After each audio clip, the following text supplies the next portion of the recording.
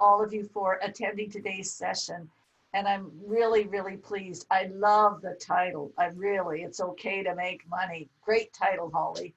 And so Holly is, excuse me, Holly's main role is as an executive director for Community Futures, working in that role since 2005, I think, and has been a very strong component, working a strong entrepreneur as well as a leader, working with new and growing entrepreneurs in Northern Alberta, as well as since 2008, she also facilitated the economic development training for the Economic Development Association, which our managing director, Leanne Hackman-Carty, is the executive director for, which is how I got to meet Holly. Yesterday's session was on the power of relationship marketing, and AKA, that's how I know Holly, and loved her passion for really helping entrepreneurs. And she's very excellent at connecting the dots, clients to the people, to resources, to information, and money that they need to make a new venture not only successful, but that they can get passionate about. So today, excuse me, today Holly's going to talk about what are the reasons we get into business for the first place, understanding what wealth means, and also shifting our mindset, right? Getting rid of those money blocks that we have. And I think all of us can use that. You know, it doesn't matter what zero you have after your revenue. Everyone has those blocks, and everyone often thinks, and I'm saying everyone often thinks, I've even heard a podcast once with Elon Musk, and look at what he's done, incredible. But it's like you get this fear because you run out of money, and it's okay to make money. So I want to go over a few areas that I think that you should, many of you have been on this presentation before, but Alicia is going to take care of the chat box. So as Holly presents, please make sure you write your information and your questions in the chat box. And I want to introduce you to a couple of people on this presentation. Mara Catchy, in my screen, she just waved, is a managing director and for Ontario and Eastern Canada, as well as an incredible chair, entrepreneur. Susie Graff, wave Susie, is in Vaughan and Aurora, leads 2 Grow Your Biz sessions, and as a chair. So we also, I want to make sure I say this at the very beginning. This is what we call our virtual support for each other, and we offer free 1-hour trials coming up, starting again in June, starting next week. And we also give a referral fee for anyone that refers anyone to try the free trial. And if they become a member of the Grow Your Biz Advisory Board, they can get $100 cash. And so it's just our way of doing an incentive to say, and that is really what Holly's expertise is in how do we support women entrepreneurs?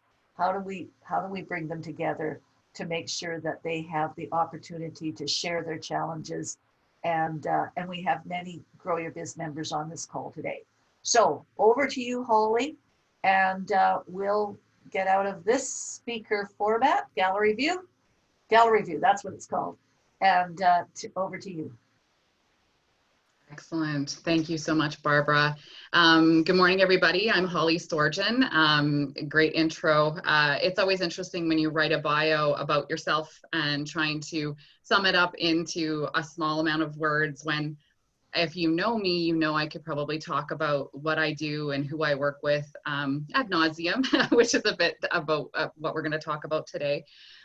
Just a bit more background about me and why I chose the topic today.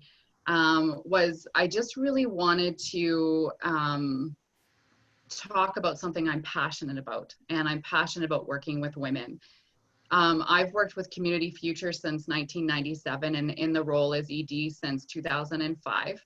And in the 23 years, as of a couple weekends ago, that I've been working with Community Futures, where I have really identified opportunity, where I've really identified a connection, and where I've really identified that I can really, really help is to work with women who are entrepreneurial, who are looking to become leaders in their community, who may not even recognize the fact that they're leaders in their own communities, to help to and reinforce that and support small business and women's small business as well. So I have filled a lot of different roles, and I wear a lot of different hats.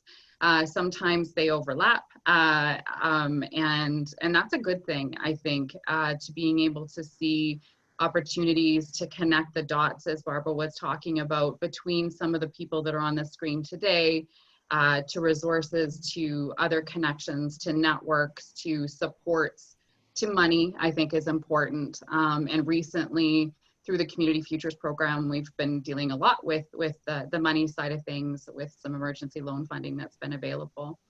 But more than that, I guess, Community Futures have really helped to shape who I am and where I've come, but also working with economic development and being able to kind of look from a community side of things and how we contribute to assisting businesses like yours to becoming part of that overall economic development health of our communities. And then coming on as a Grow Your Biz chair just kind of culminates in a lot of that passion that I had and have for being able to pursue a lot of really cool things. So for some of you, you're doing business full time, and kudos to you. Like, you have no idea how much I appreciate the work that you do and how you do it in our communities. And that's what we're going to talk about today, and how we do it differently. I have a side hustle. And so my company, Empower Up, is a side hustle for me. I enjoy having the security of a paycheck from my work. I love what I do from the job that I do, but I also like to challenge myself with other things. And I think that's something that's fairly unique about women, is always looking for the next opportunity and connecting to the next piece, not only to grow ourselves, but to grow others as well, which we'll talk about today as well. So that's a little bit about me. The reason that I wanted to talk about this particular topic today, specifically around it's okay to make money and not apologize for being, is because so many of my clients identify a lot of reasons for getting in business. And sometimes we apologize for doing things the way that we do it, for wanting more, to do different things. And sometimes we have what women experience as guilt. And I wanted to help take away some of that, to start to shift some of our mindsets and change the way we think about the businesses that we run. So I'm just going to share my screen. And hopefully it'll be the right one. Move up here. So we have a couple of different technologies today that we're going to be working with. And so hopefully you will bear with me. There's a couple opportunities that I have, and hopefully I'll be able to do what I need to do.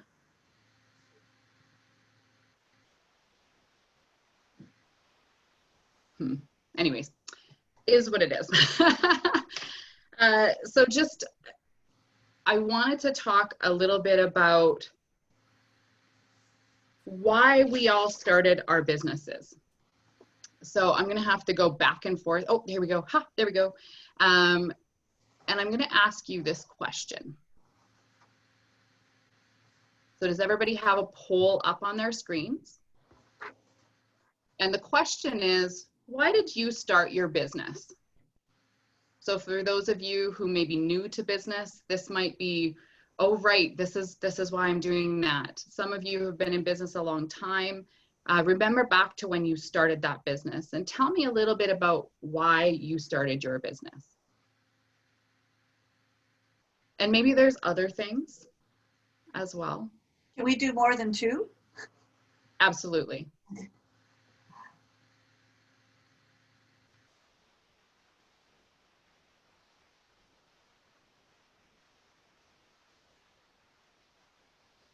So some of us might not be connected on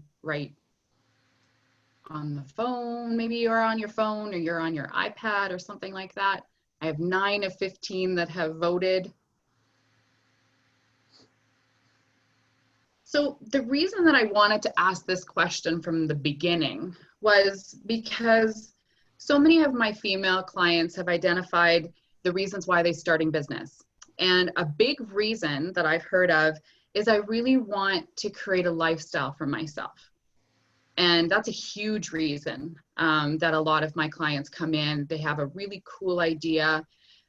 So they're trying to figure out how they can move away from being employed and being driven by someone else's value system and someone else's bottom line towards having that for themselves. A lot of my clients also talk about wanting to contribute back to their family.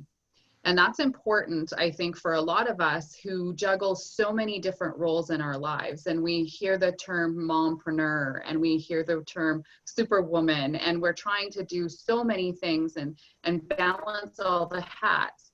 And for a lot of women entrepreneurs that I speak with, part of the reason they want to get into business is because they want to bring income into the household. They want to feel like they're contributing. And this is where I find that a lot of women will take on that first initial step into business, which might be a multi-level marketing company. And then they realize they have huge passion and they're so good at connecting people and selling and sales that they really start to pursue new business avenues that really have to do with the passion that they have. So maybe clients tell me all the time, it's something I'm passionate about. I'm so good at it. People tell me I'm amazing at this. And maybe this needs to be something that I do for business. Maybe a lot of clients will tell me, I want to build a business so that I have something to pass on to my kids. There's a risk in that. And then I hear from those same clients after going, I don't know if my kids want my business and I don't know quite what to do with it then. What I find though, and I really like the fact, and I'm going to share those results with you. I think I have the ability to do that. I'm going to share those results with you. And I think it's really interesting to see that 45% of you identified to make money as one of the goals that you started business from. And I think that that's amazing, because I will tell you my experience working with women specifically is this is not the primary reason why they identify to me that they want to start a business. They want to help people. They want to have more flexibility. They want to create more for their business, for their families. And they're almost embarrassed to talk about the whole goal of doing business, which ultimately should be making money. We're almost apologetic about that part. We're almost apologetic about being successful, or whatever we term as being successful financially. And I think it's important to note that it's okay to make money. And in fact, it's imperative that you make money, because all of these other things that we identify as goals for ourselves are basically all conditional on whether or not your business is actually making money. There's no way that you can have freedom unless you earn enough in your business to be able to have someone else look at the ball for a while and allow you to have some freedom outside of that business. You can't really help a lot of people if you don't have the financial wherewithal to do that. Is making money the only way that you can say that you're successful? Absolutely not. And we'll talk about that a little bit later. But is making money imperative to having a business? Absolutely. The only way that you can do these things is to actually move forward and make money. And I think it's interesting when I talk to a lot of women and I talk to mentors and I talk to people who are in financial positions at how different the mindset is that when women come in, and how they react when we start talking about money can sometimes actually make us uncomfortable. So what I'm going to challenge you today is to start to think about how money can create a lot of freedom. It does not create happiness, but allows you to do some of these other things to move towards your definition of happiness. So that's the one thing that I do want to share with you today. So I think it's inherent that we need to make sure that what makes us unique about women is we come about making money very differently than our counterparts who are male. And I'm going to share a little bit about that as well. So our next slide.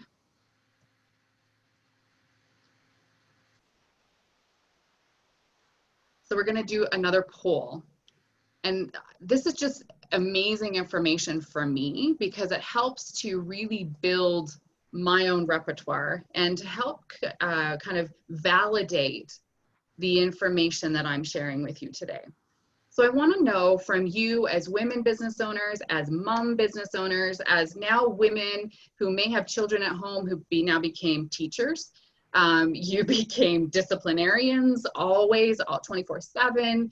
The situation that you were in has really exacerbated a lot of the challenges that we are having in business. And I heard, I think one of my colleagues from Grow Your Biz, who also chairs another chapter, who was talking about, you know, essentially we're all restarting our businesses right now. It's almost like we're at ground zero, except we know all the stuff that we learned from the time that we started to now. So yeah, when we look at what some of our biggest challenges are that you're challenged by in your business, work-life balance, profitability, guilt, self-doubt, growth, staff, other. And that other is interesting, and I'd love to hear what those others are as well. But these are really typical answers that I hear from the women that I work with, specifically the self-doubt piece. And I think, again, that's really, really unique to women in business. And I will kind of compare the two, because after 23 years of working with entrepreneurs, I can with fairly strong certainty say that I have a very limited number of males who will come to me and say, you know, the voice inside my head is telling me that I'm not good enough, or I don't feel like I'm putting enough energy in, or I'm not sure that I can do this, or I feel guilty about the success that I'm having, or all of those types of things. And some of you are mentioning how you get in your own way. And I think a lot of times, and I'm going to show you these results as well, a lot of times what we find is we actually are in our own way, partly because of that piece of self-doubt, the little voice inside our head that may be mimicking all of the other negative things that we heard about throughout the time that we were growing up, perhaps in our employment roles. So when we get into business, those same self-doubts are there. And if we're not being successful on a lot of other fronts, particularly on the money side, that self-doubt can become even louder. And so it's interesting that, you know, 60% of you identified self-doubt as being an issue, because that's a mindset thing. And I work with so many clients that are, and some of them are on the call today, you have no idea how dynamic and wonderful and unique and such a strong leader that you are, because that voice inside your head is not actually indicative of how other people see you. And I can say with great certainty that other women look at women like you and envy you because of the role that you play, the fact that you took a risk and started a business, the fact that you have the connections that you do, that you've allowed yourself to be vulnerable. So remember that when you're moving forward, that when you think about the challenges that you have in your business, self-doubt is going to be a big one. So what's unique about women entrepreneurs and women in general is the way that we think. Science has shown that men actually have the ability to think about one topic, and then they can actually put that topic into a box and onto the shelf and think about something else. Like, that's, for me, if I could do that, that would be amazing. They also have the ability to not think about anything. Did you know that? So when we're having an opportunity to talk with our male counterparts, perhaps it's our male spouses or partners, and I've been guilty of this as a young person, looking at my husband, who was then my boyfriend, and saying, "What you thinking about?" And he honestly said, "Nothing." Well, automatically I'm thinking, well, he's obviously thinking about something he doesn't want to share with me, blah, blah, blah, blah, blah. Really, ladies, he was thinking about nothing, and has the beauty of being able to think about nothing. Whereas the way that our brains work scientifically is like intersecting railroad ties that basically are like And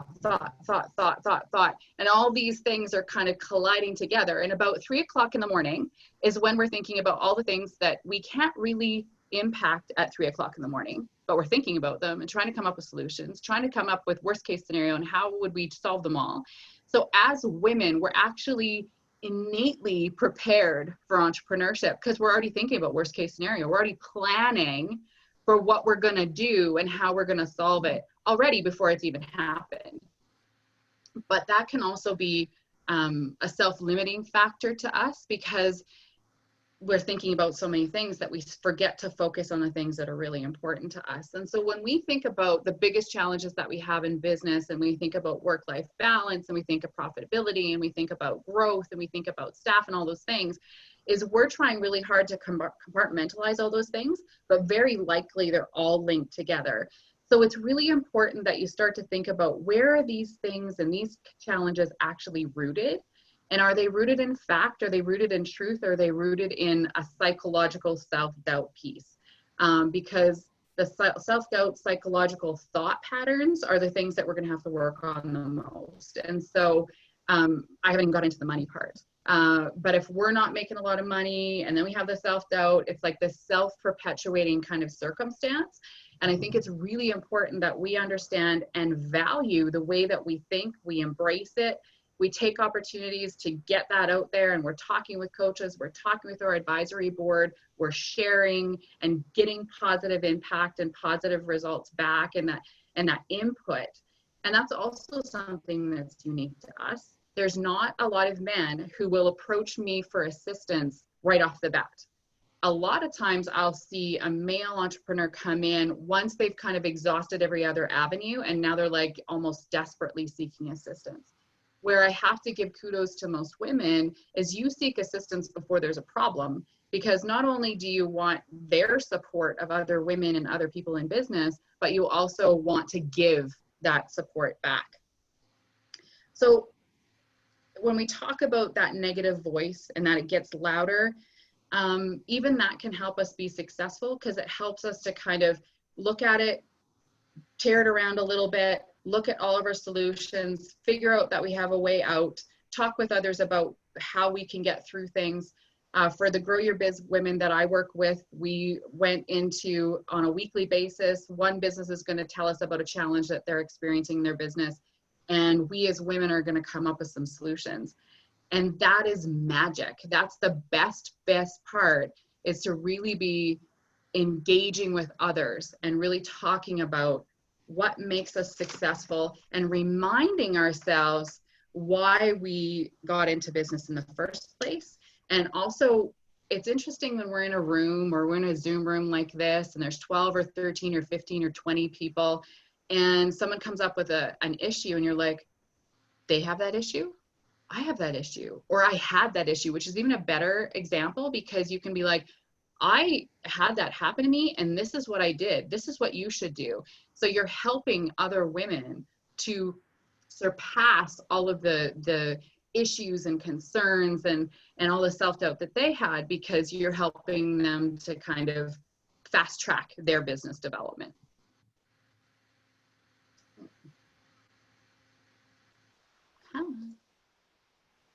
There we go.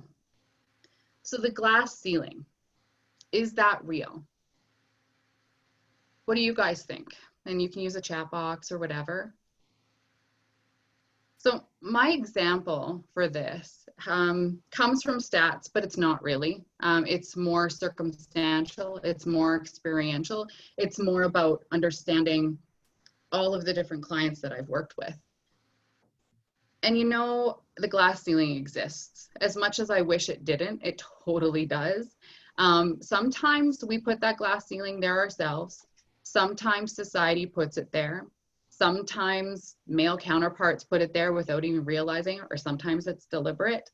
But yeah, I think it really does exist. And so I'm going to share a story of a presentation that actually probably prevented me from doing another presentation like this until now. So back in 2016, I had went through some, 2017, sorry.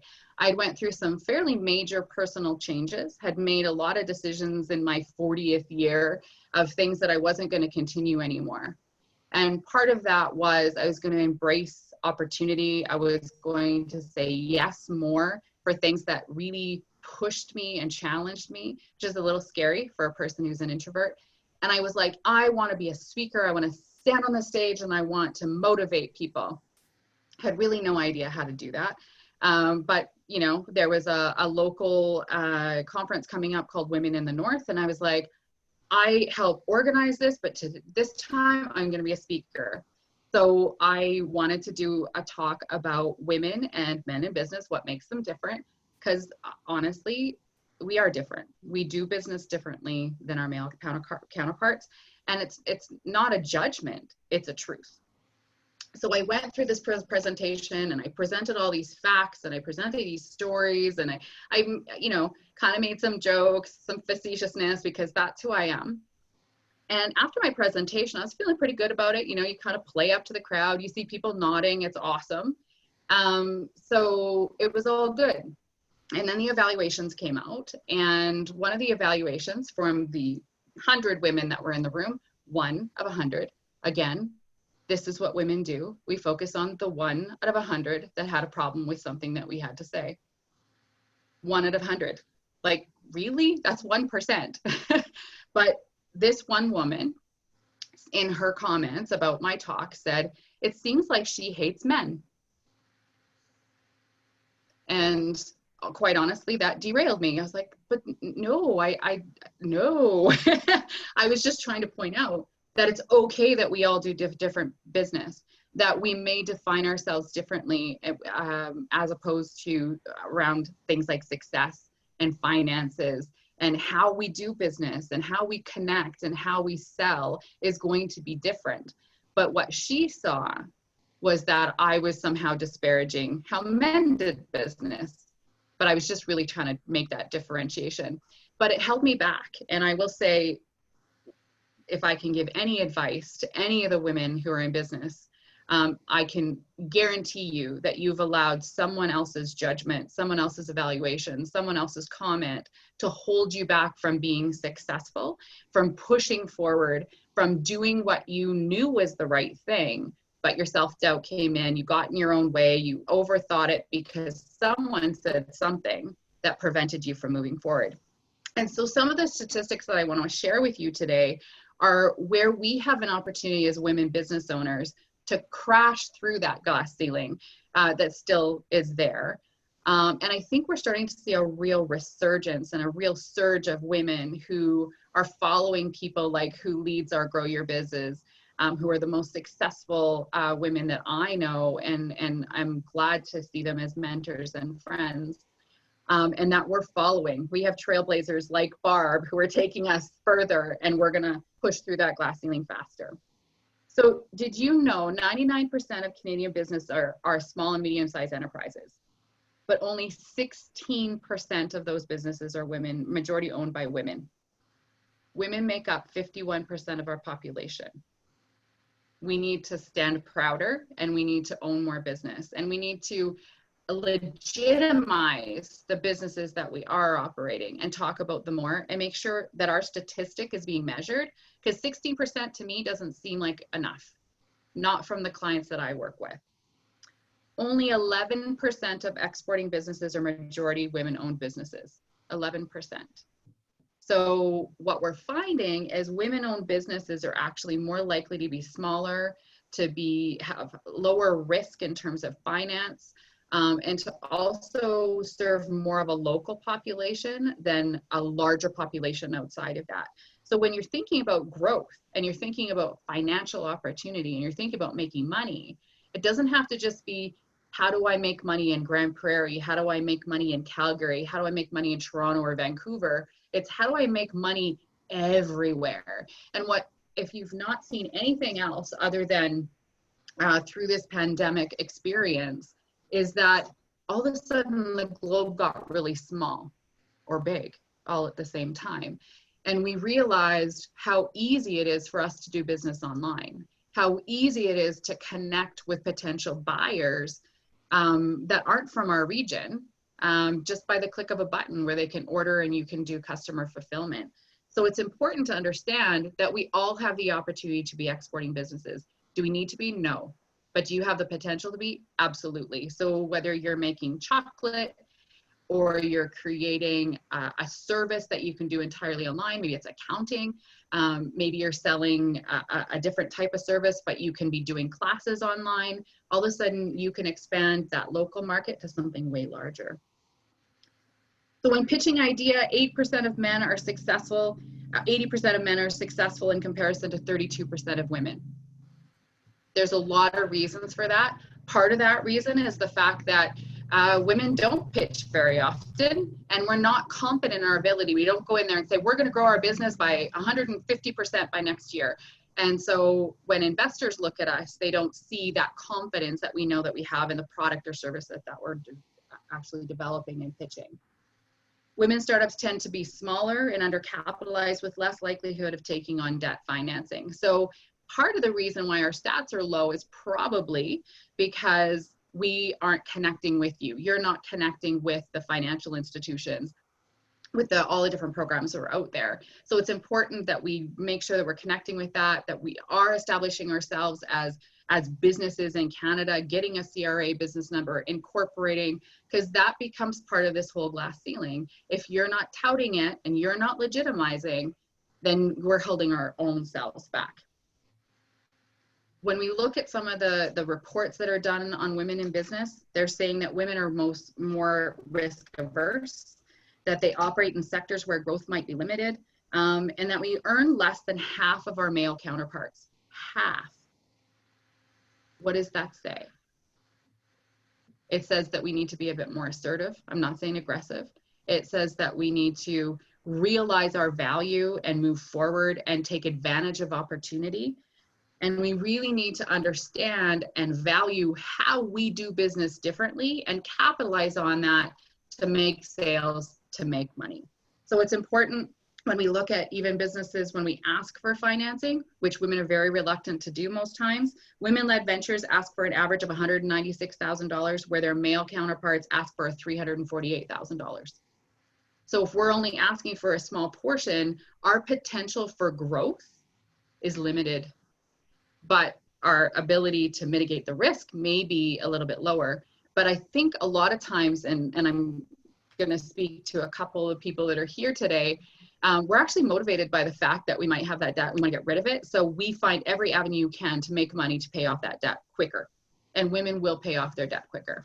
So keep that in mind, that is a real value of being a women-owned business. And I will say my experience working with women in finance, in doing financing and loans, is women are very diligent at paying down debt, at asking for only the debt that they require. And my experience, even with the new emergency loan fund that we have through Community Futures, has been the women who are applying are kind of saying, here's all the expenses that I have for the next 6 months. This is what I'm looking for. So yeah, absolutely. It's important to think about those things as well.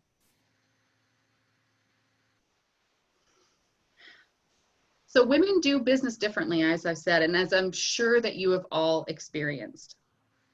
So I'm going to talk a little bit about micro lending, because it's a great example of how we can show the overall development of women in business and how we do business differently and how we share wealth differently as well, and why it's important for us to make money. And it's not always to build an empire in a business. And I'm not saying that that's a negative thing. I'm just saying we build businesses that are different.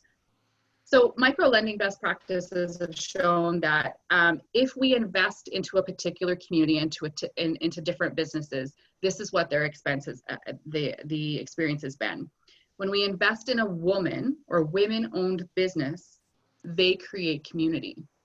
A woman in a community that accesses micro-lending funds will create a company that then creates jobs for all of the other women in that community, providing opportunities in terms of economic development.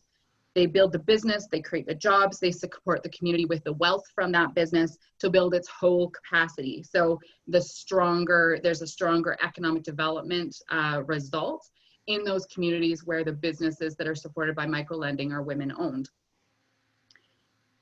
Conversely, when those funds are invested into a male-owned business or into a man who is starting a business in one of those communities, and again, this is not a negative, it's what's different.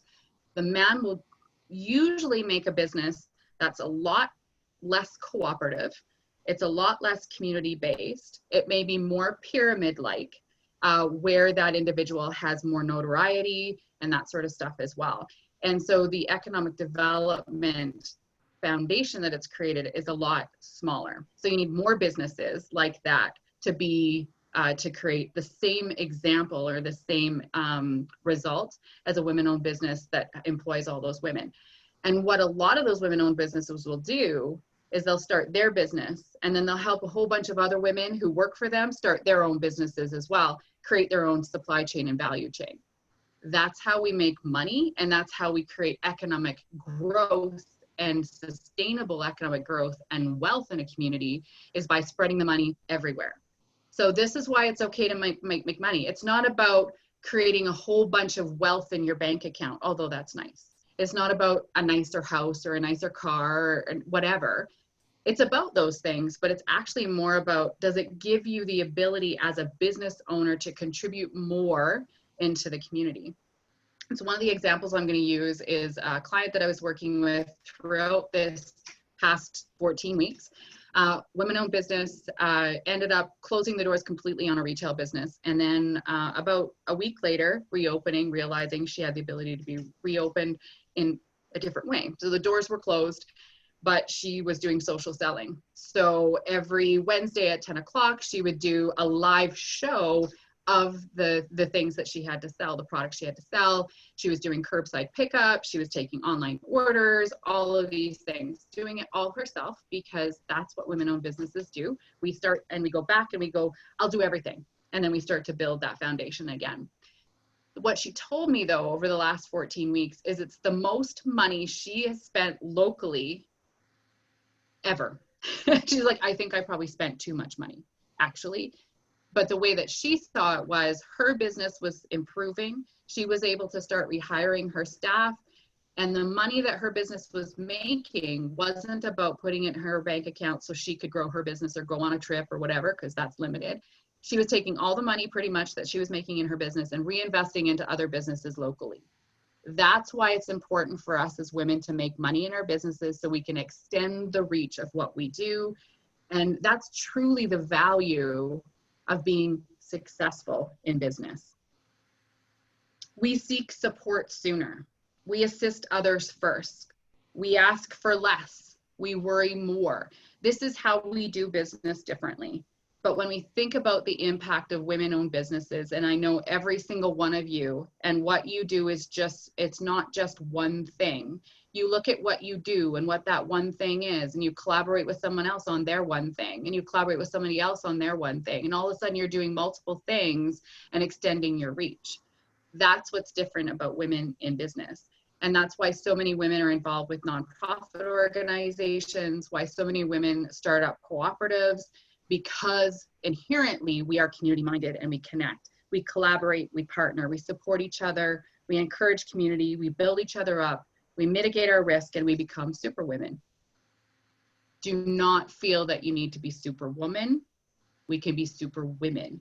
And what that means is connecting with one another, sharing our successes, sharing our challenges, and offering solutions, and supporting one another into all of that perfect place. And from all of you, I know at some point you were concerned about cash flow. Cash flow is the number one reason why I see people. And then it's really not cash flow, it's a whole bunch of other things that are related to the fact that you don't have cash flow. So we may do things differently. We may make money differently, but we want and need to make sure that we're making money. So when we talk about making money and apologizing, I think it's really important that women sometimes feel that they might be seen as taking advantage. And I think you should never feel this way. You should never feel like you're taking advantage of a situation. And again, I'm going to use an example from the last couple of weeks. So I had a client I was speaking to, a fairly robust business, has been in business for about 2 years, was set, as many were, to have the best year yet. And by March, we usually can see that first quarter, yeah, we're doing okay. And we're on track to hit a bunch of milestones that we want. And then COVID. And she does personal services. So she's not going to be in reopening for at least another 3 weeks. And she closed her doors, laid off her staff, went home to reevaluate.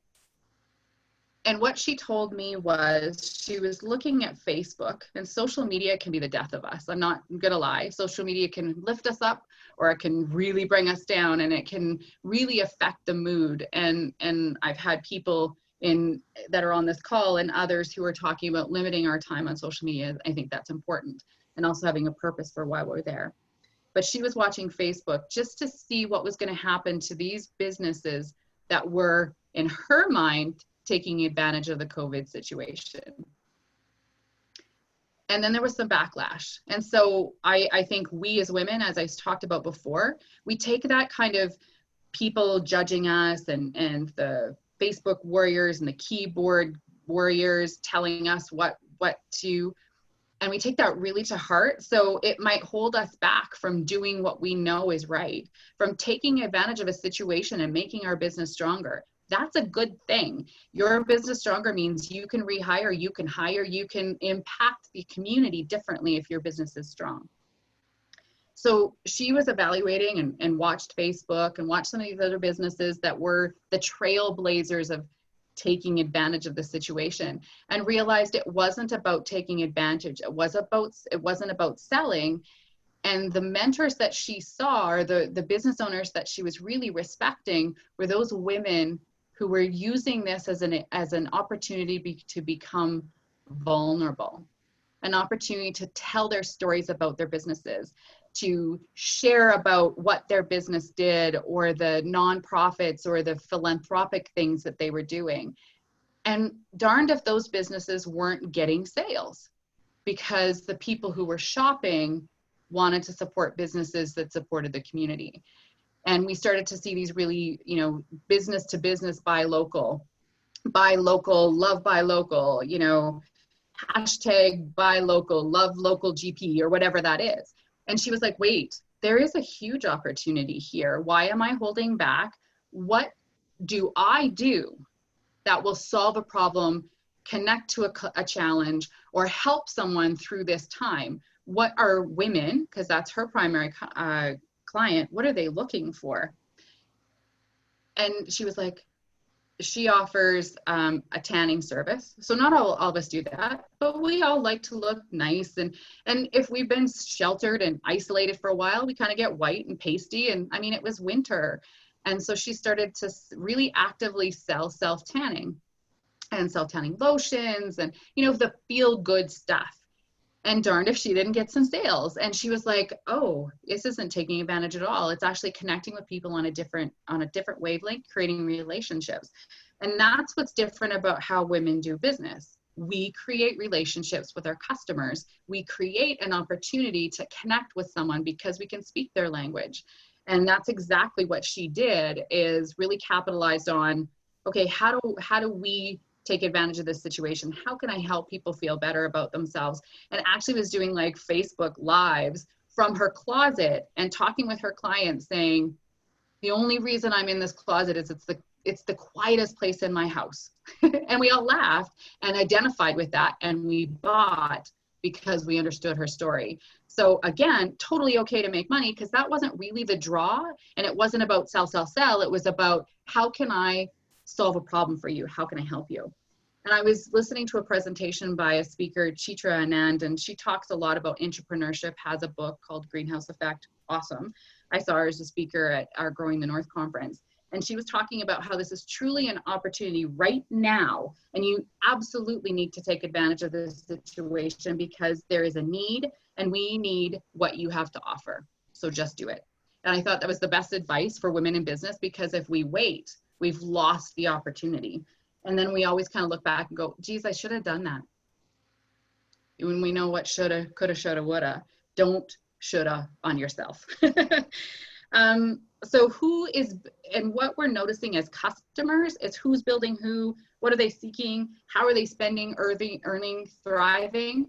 And as we go into this new reality, whatever it's going to be, these are the type of businesses that are going to be supported because you were out there, you made yourself vulnerable, you told your story.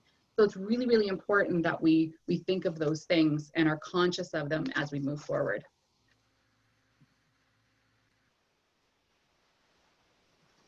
So I have one final poll for you. And I want to know, how do you define success? And again, there's lots of answers here. You might have some really great ones, but tell me, how do you define success? Oh, boom, freedom. Yeah.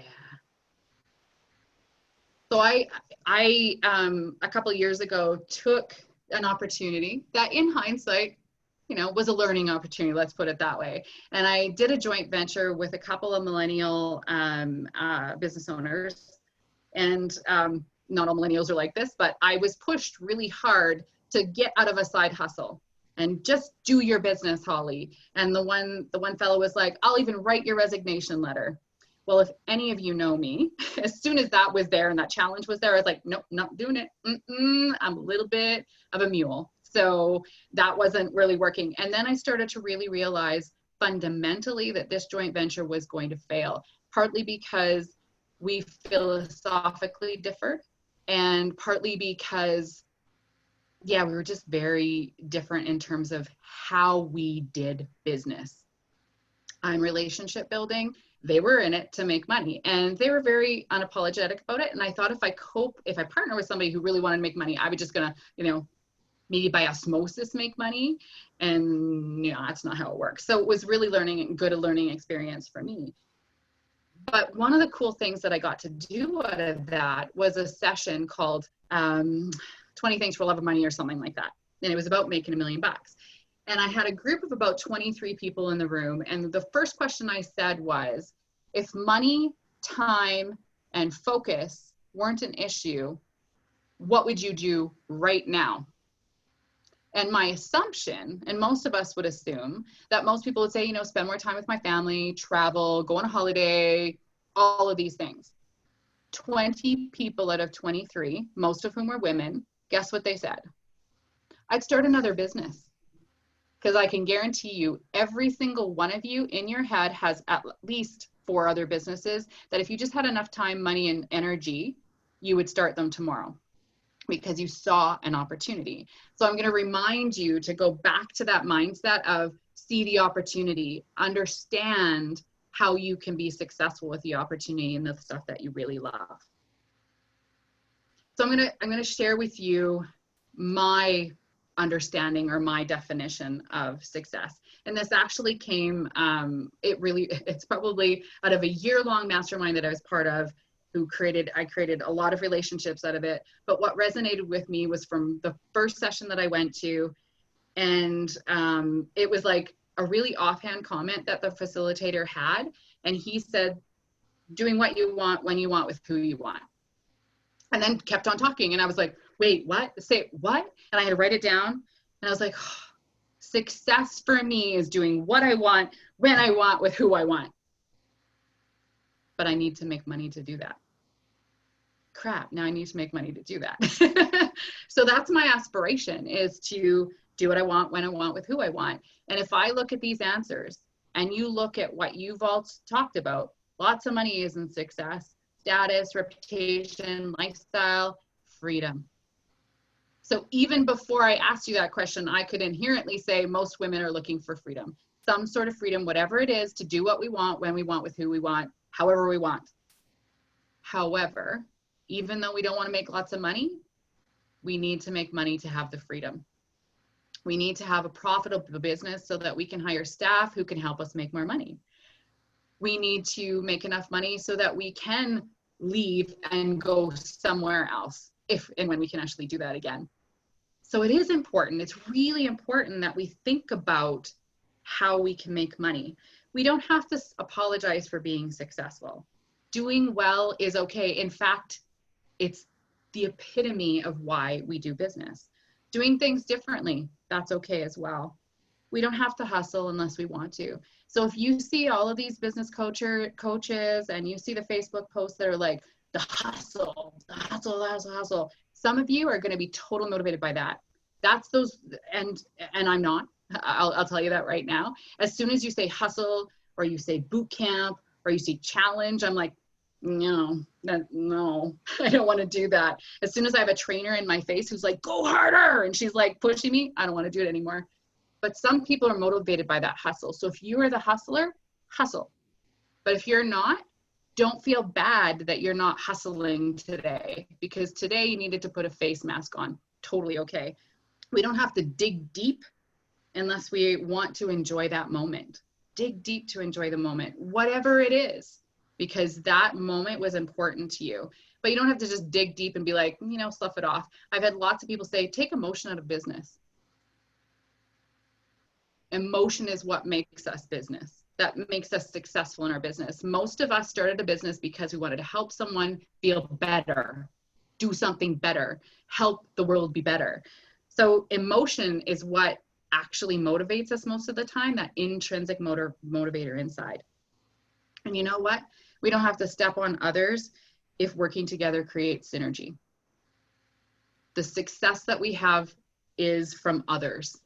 And that's how women do business. This is, and I'm putting words in Barb's mouth, but this is why she did Grow Your Biz. It's about connecting. It's about supporting each other. We can all make lots of money, even competitors. And I've seen lots of competitors over this last little bit collaborating together and referring to one another so that they can be stronger as a sector, as an industry. And that's what makes our region stronger. That's going to make us resilient, and it's going to make us recover faster. So taking time to be is important. As many roles women business owners play are worthwhile, they're diverse, and they're worthy. So everything that you feel today, and the desire to have that freedom and the desire to have some sort of reputation in community, is worthy, and it's a good reason for being in business. But never be afraid to say, I made a lot of money last year, and this is what I did with it. Because that is the epitome of giving you the freedom, giving you opportunity to do something more. So I'm really hoping that this works today, ladies, because this is like a video that really resonated with me since I saw it at an international women's event that I was part of.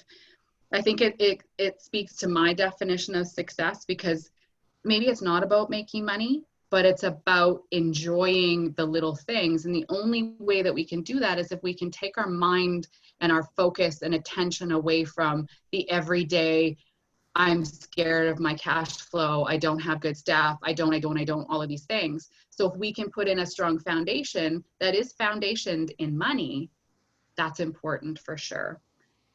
These women resonated with me, and it was quite powerful, and it may not be powerful for you, and that's okay, but I just thought it was so genuine and so visceral and so about how women are, and how sometimes we get to a certain point and we forgot we were so focused on the details that we missed the experience. So I want to play that for you and then come back, and I can take a couple questions if we have time.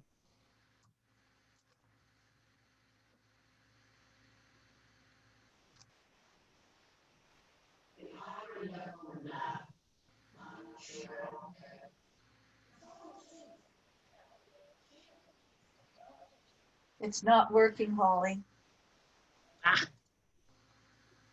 Okay. Do you want to give us the link? The link is here as well. So let me. Can you open that link, Holly, and just view it on YouTube? I can, but if you're not getting the sound, is that what the issue is? Because this is what Janice was advising me about earlier. Well, what we can do is, because the time is pretty well up, and you might want to take a few questions and comments. But if I think I figured it out. Oh, okay, go ahead. Sorry. It's only 2 minutes, so yeah, we'll go fast. I were a young woman now, I'm not sure how I'd cope. With all the things that you have, the opportunities, the technology, I'd like to think it could be a world of pleasure. But I fear instead it would only be a world of pressure. Pressure to be the perfect mother, the perfect wife, the perfect friend. Pressure to be successful, a boss, a leader. If I had my time again, I wouldn't create a to-do list. I'd create a to-don't-do list.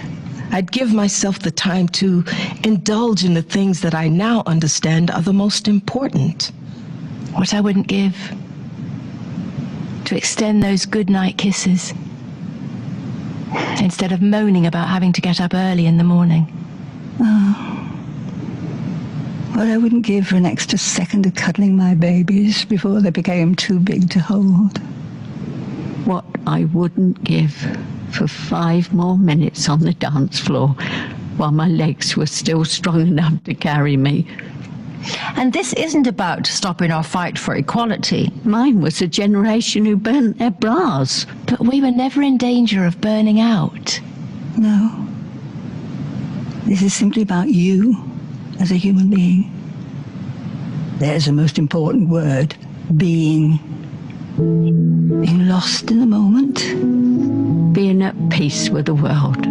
Being kinder to myself. Being kinder to others. Being able to let go and being proud to do so.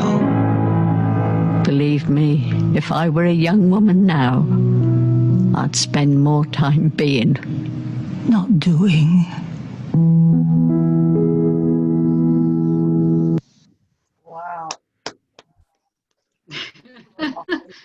So yeah, that really resonated with me. It was something that made me really emotional because I think we focus so much on getting stuff done as women. And please know that you get it done. We as women get it done every day. And all the roles that you play, the hats that you have are just part of the play. But make sure that you take time to be and allow yourself the opportunity to make some money so that you can be the best that you want to be, and to be that example of do what you want, when you want, with who you want, and enjoy those situations. Thank you.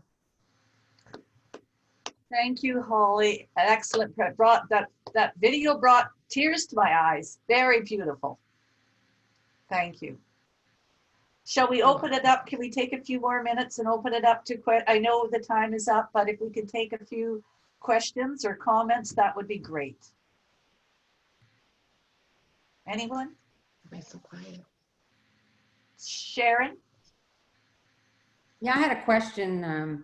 As women, yeah, we think very differently than men. So when we approach the different sexes with our businesses, then I would imagine we need to approach men and women differently. And can you speak to something about that? Give me some clues on that. Yeah. Please.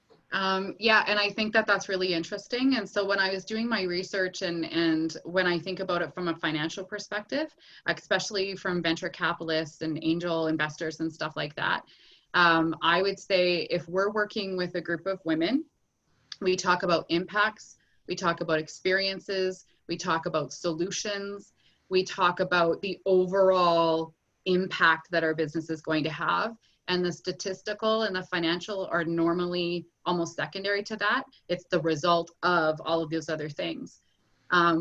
Where I find if we're working with a group of male venture capitalists, and again, or angel investors or financial institutions, and I can say this because I've worked in it, numbers first, outcome second, experiences and stories are third.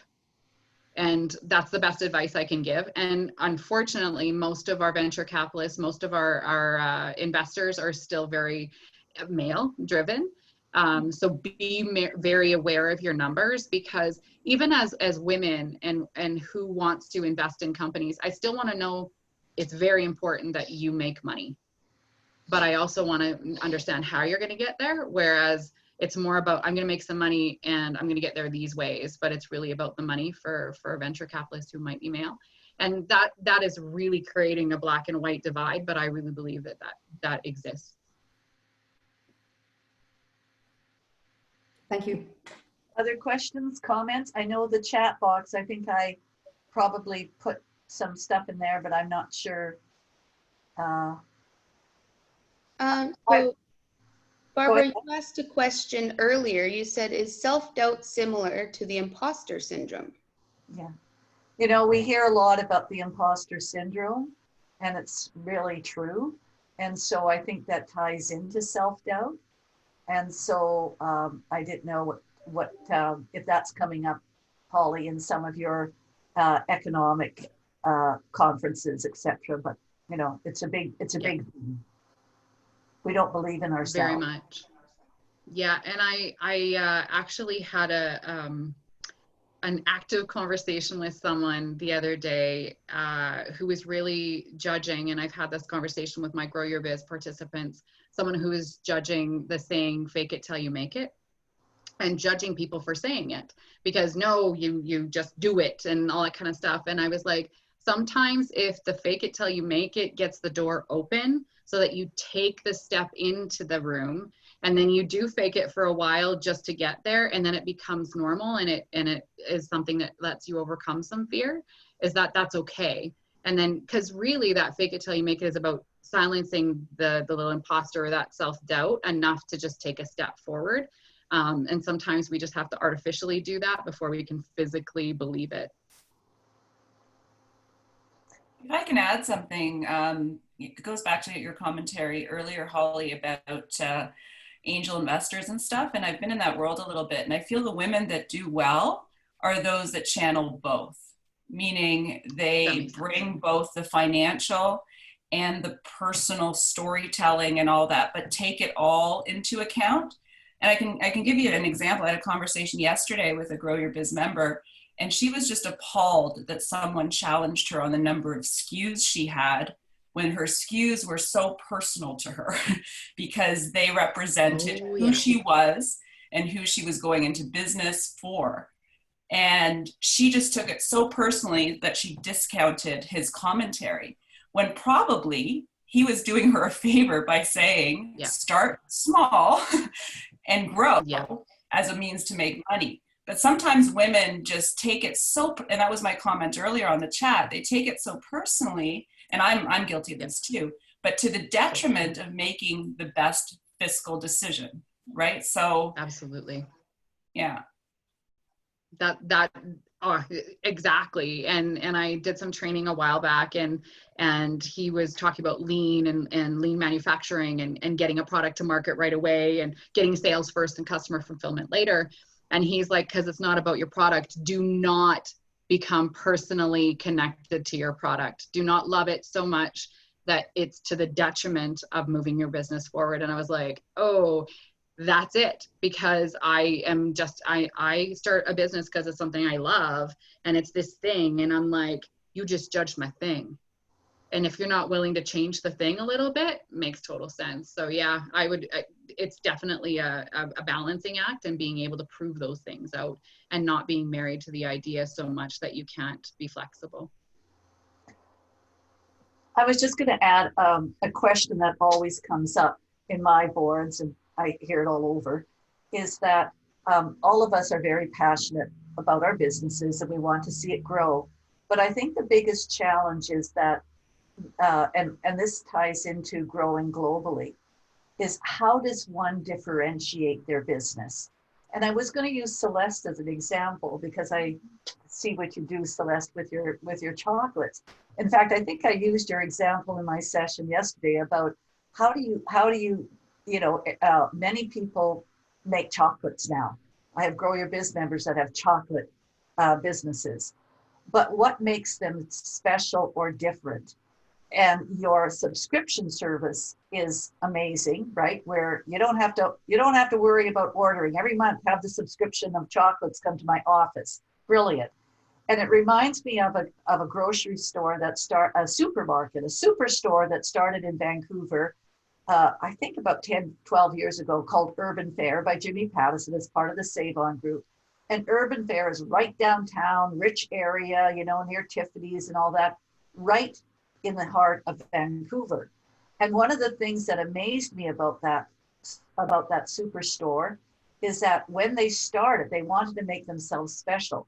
So every week they had a French bread maker in France, a France chef, send every week a certain loaf of bread to Urban Fair that sold for $35. And you had to put your order in advance to get it. $35 for a loaf of bread.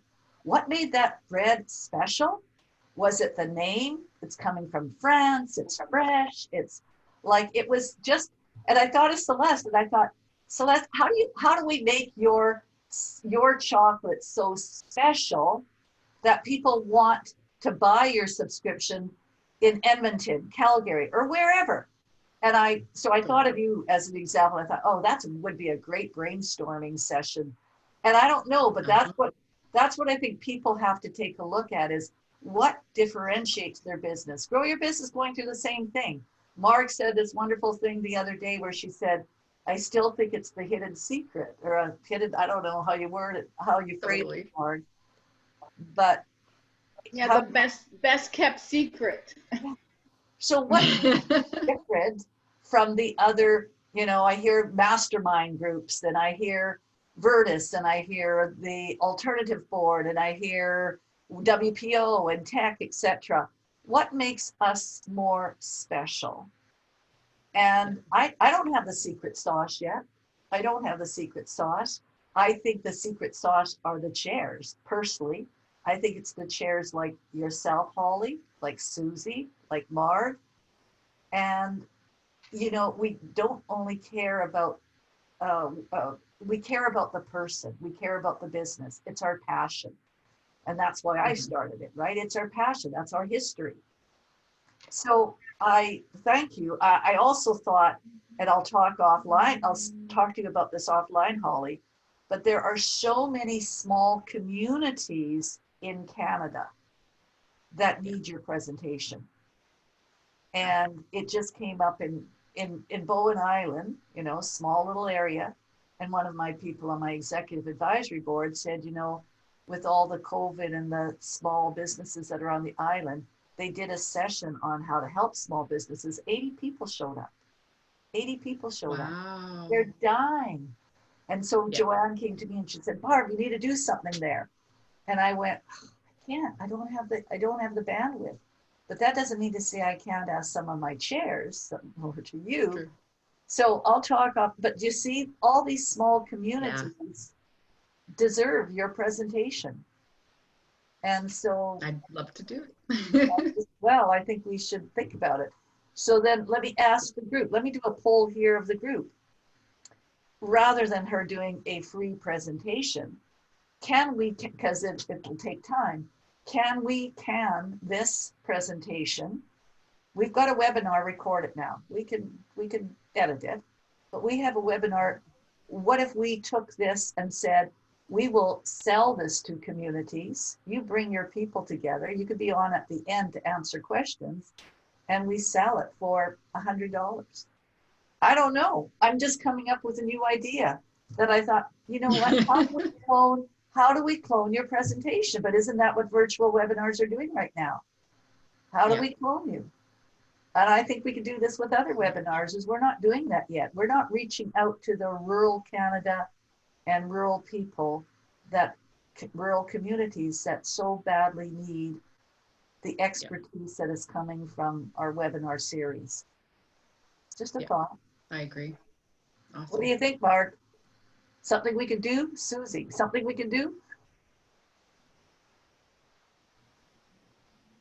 A lot of small communities have a large percentage of entrepreneurs because they don't have the big business employers. Mm-hmm. So I see that in Barrie, you know, an area in Ontario where there are more self-employed people per capita than anywhere else in Canada because there's no big business to employ them. So I think there's an opportunity in those regions. So it would be going to the EDA, going to the economic development, going to community economic development, and to say, Holly, your session was great. I think it's applicable to so many small communities in Canada. And I think about how many women in those communities are running very small little enterprises from home and that sort of stuff, who could have exponential growth if they felt confident enough to do that. But is there a win-win that we profile Grow Your Biz, here's what we're doing for small communities, and we profile you to make some money? I don't know. I just said $100. I'm just putting something up there because you could not repeat everything you said today.